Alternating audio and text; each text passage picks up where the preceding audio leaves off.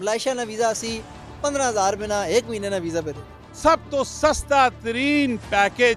कम तरीन दिना ना तुसा कोल कितना ने जड़ा होटल दसिया वे अल्हम्दुलिल्लाह सुम अल्हम्दुलिल्लाह वही होटल उन्हें देता वे। गला करसा खरिया साहब सचिया ते सुचिया अस्सलाम वालेकुम वीरो प्रो भैनों क्या हाल है खैरियत है अपनी खैरियत दस दियो इस दुनिया ने काम ते खत्म होने कोई भी नहीं ने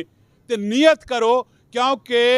अमल ना दारोमदार नीता चे तुसी बैग तैयार करो पैसे कोई भी नहीं ना जिस टाइम तुसी नियत करसो ना ते रब ताला नी शान तुसी देखियो तुसा बुलावा आई विंसी किथे मक्के ना और मदीने ना माशाल्लाह जी एक ऑफिस की आज ओपनिंग भी होनी है जरा इन्हां नाल करने खरिया खरिया गल्लां क्योंकि बाज़ दफ़ा लोग इत्थों कुछ होर तस्वीर दसने कि तुसा नी होटल बुकिंग ही वे तुसा ना जहाज ही वे तुसा ही फैसिलिटियां दित्तियां विंसन लेकिन जिस टाइम फिजिकली बंदा उत्थे विंजना है ना ते पाना कुछ होर है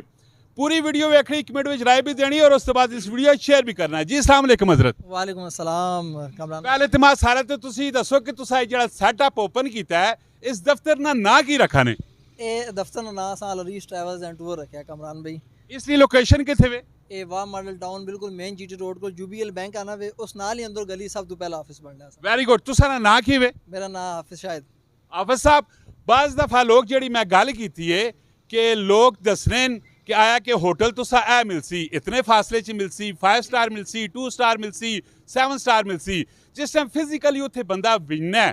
तो चीज़ां कुछ होर बरअक्स होनियां तुसा जाती तौर से ट्रैवल एंड टूर ना हज उमरे ना कोई एक्सपीरियंस है भी है जी जी अल्हम्दुलिल्लाह मेरा अपना एक्सपीरियंस है असी आप मैंने भी अल्लाह ने फजल नाल इस तो पहले भी बहुत सारे काम शुरू किया है तो बहुत सारे मजमा गया भी है अल्लाह ने फजल नाल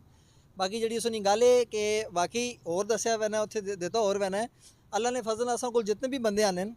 असा ते कैम वीडियो लाई भी है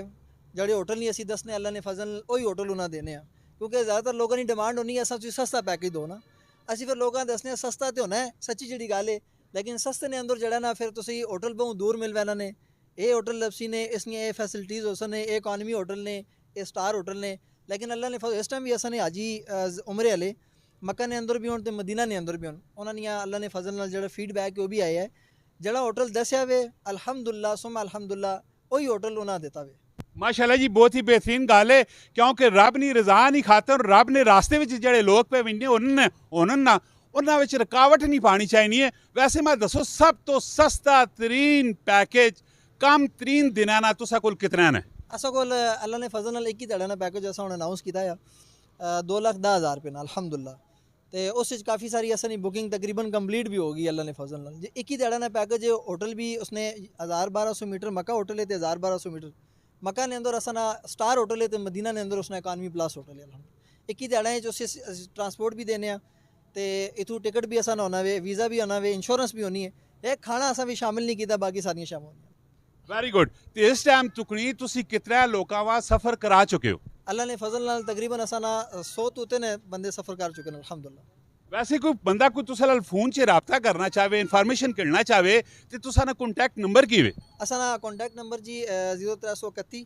541 3116 ये असा ना ऑफिस ना नंबर है सुबह 9 तो कह के शामी मगरब तक कोई भी बंदा किसी टाइम भी कॉन्टैक्ट करे इंशाल्लाह अवेलेबल हो सी उस पैकेज कितना हो सी कोई भी टिकट कितना हो किसी किस्म की होटलिंग करानी हो सारी शाह। अच्छा इस तो अलावा हज उमरे तो अलावा होर केड़े कंट्री ना तुसी काम पे करने हो असा कोल विजिट वीज़न मलेशिया ने थाईलैंड ने कंबोडिया ने महीने ने विजिट वीज़न ते चीप बिल्कुल सस्ते तरीन वीज़न मलेशिया ना वीज़ा असी 15,000 रुपये ना 1 महीने ना वीज़ा पे दे 15,000 रुपये ना मलेशिया ना 1 महीने ना वीज़ा पे देने वैसे दुनिया ने किसी भी मुल्क में अगर तुसी मिलना चाहते हो ना अपनी इन्फॉर्मेशन मारो एक दफ़ा तुसी हाफिज़ नाल लाजमी रबता करियो लोकेशन भी तुसा आ गई सामने कॉन्टैक्ट नंबर भी आ गया मिलने अगली वीडियो अपना बहुत सारा ख्याल रखियो फी अमान अल्लाह पाकिस्तान जिंदाबाद।